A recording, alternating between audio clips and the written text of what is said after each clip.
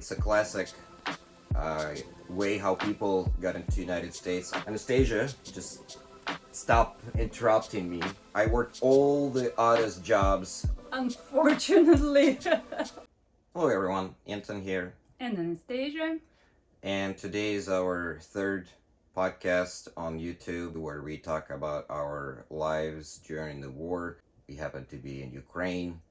And today we're going to talk about a little bit more of a questions that have been sent to us, as well as some fundamentals that keep our relationship so fulfilling. So today I'm going to talk about two questions about how I got into the United States and where is my family. So the story of me getting into United States is quite a interesting thing. In a way, it's a classic way how people got into United States. I got there alone with a backpack in 2006 for the first time through the program called Work and Travel USA, where foreign students during their summer break get to travel to United States, work there, and then they can travel more or they can come back. So the way I came into the United States in May, I believe it was May of 2006, end of May or beginning of September, I don't quite remember. Since I didn't have enough money to get all the way to my job site in Colorado, I flew into New York, and then I took a Greyhound bus for 3 days to travel to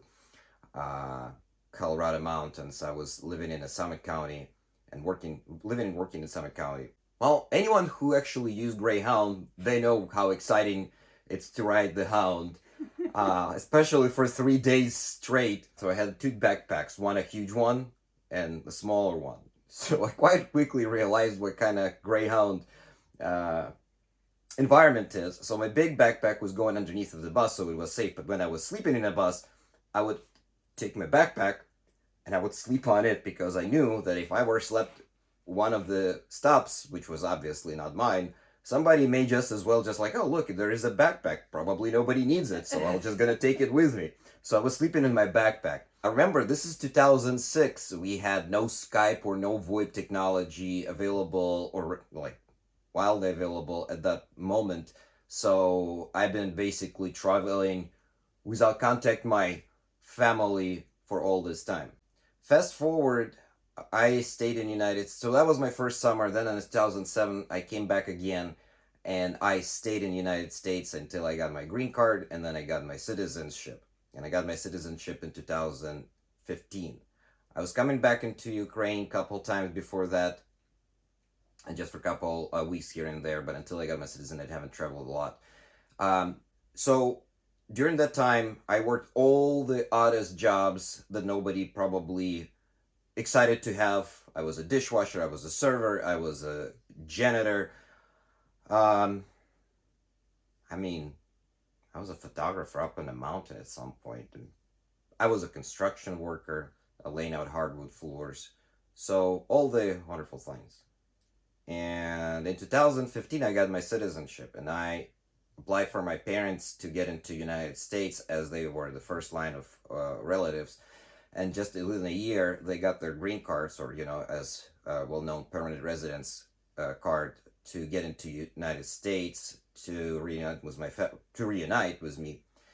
And that was it for my family. So, well, my parents now live in the United States, in Michigan, Metro Detroit area. I also have a sister. She's older than me, 8 years older.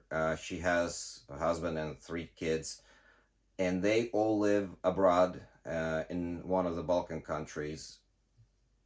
They haven't come back to Ukraine since the war has started. Neither my parents have come back to Ukraine to visit since the war has started. And I understand why, because all their lives nowadays is there in the United States, or where my sister live. So there's no particular need for them to come back. It's usually more of a travel to visit home. Before the war was the case. Nowadays it's so much harder. You can only drive here, you cannot fly, so yada yada yada. So that summarized my experience of how I got into the United States. Now the whole journey. In 2011, I started my first business. I was kind of tired of working odd job, and since I didn't have any formal education in the United States, since I didn't have a lot of work experience beyond being a janitor, waiter, etc., I did move during 2008 recession from Colorado mountains to Detroit, like specifically to Detroit, because there is a position open there to be a janitor. Um, yeah, that's pretty much how it works. You know, during the worst recession crisis in United States history, the whole real estate market collapsed. I moved from up wonderful area in the mountains of Colorado to Detroit for a minimum wage job, and it was more than I was making in it was more than I was making in Colorado, simply for a reason because I had three jobs before the recession, and just the moment recession hit, I lost all of them one by one, simply because there's been no need for that. But there was a need for a janitor position in Detroit, so here it was. Packed my Subaru at that time. I had a Subaru Forester. I packed my stuff into it, and I drove to Michigan, and that was it. Now, of course, there's a lot more to those things, and there's a lot of stories how I got specifically to Detroit and how everything laid out. And in 2011, I started my first business, which was, you know, a classic one. I was flipping cars from Craigslist. I was buying something extremely dirty. Usually, I picked something which was more or less mechanically sound, but was extremely trashed. I would clean it, touch it up with a paint here and there, and resell it. That was my start of the business venture. Then I started doing this on a more bigger scale by buying them from auctions, rebuilding and selling them, and eventually I switched to transportation, ground transportation for passenger travel. And that was pretty much my journey in just a very short span of time. There is a lot more, of course. I lived in the United States from 2006 until all the way 2021, and in September 2021 I came back into Ukraine, and haven't left since then. Hopefully, once the war is over, I will be able to travel more. And the question is, can I travel as a military age man? Yes, I can. I just choose not to, because it's kind of seemed to be a little bit of a, you know, how would you say, double standard move when someone goes away from the country he's caring about, while other men can, like other military age men can't. I can, but I choose not to. That's a choice. Well, and I was speaking a lot on this stuff. Anastasia, just stop interrupting me. Don't, like, she's constantly interrupting me. Like I was saying this. Like, why would you constantly say something when I was telling my story? That's a joke. That's when you should laugh. Okay, well, that joke kind of died, like, stillborn. Well, rest in peace, joke. My stand-up, keep my day job, I guess. Don't go into stand-up comedy. Maybe. Anyhow, going back to the reasons we found our relationship is so fulfilling, we call them fundamentals. Again, we didn't come up with them originally. We kind of reverse engineered our relationship and figured this out, like, oh, that works because of this. And then we did our little bit of a due diligence, asking other people who we find relationships are successful, and it matched our fundamentals as well. Therefore, we share with you those things. And then, Anastasia, would you do me the honors and tell us the two fundamentals we want to talk about out of the 8? Okay, so today we will talk about our next two fundamentals. The first one is all household responsibilities we share for both. And Equally. Sort of. And the second one, all hard labor doing by the men. Done by me, yeah. That's me. I'm the guy. I think, yeah, they go well together. What we mean by sharing house work evenly, we try to work it smart in the first place, because remember, there's only 24 hours per day we got. Unfortunately. And can Anastasia do hard work? Yes, she can, but since I'm actually better suitable for that, it's kind of inefficient for her to do. Yeah, I can, but not all the things. Sorry, but No, really, I didn't even think about it. I thought you can do it. No, maybe not. Hey, I thought it was just it doesn't make any sense for you to do the heavy labor, but apparently not everything. What can I do you? I don't know. I can't maybe take some heavy things like too heavy for me. Like dragging out those huge wooden tables into the garage. Exactly. Okay, well those ones, yes, those are a bit of a excessive. What else can you not do? I don't know. Do you think you can use that like weed whacker? Like weed whacker Oh was a yeah. disc. I call it It's the leg, not for me. the leg chopper. No. It's extremely That thing hard. is brutal. It is heavy as hell. It is also dangerous as hell. Yeah. And I mean, I can do a lot of heavy stuff, but like working with that thing even for 50 minutes, I'm coming in back sweating. Yeah. So.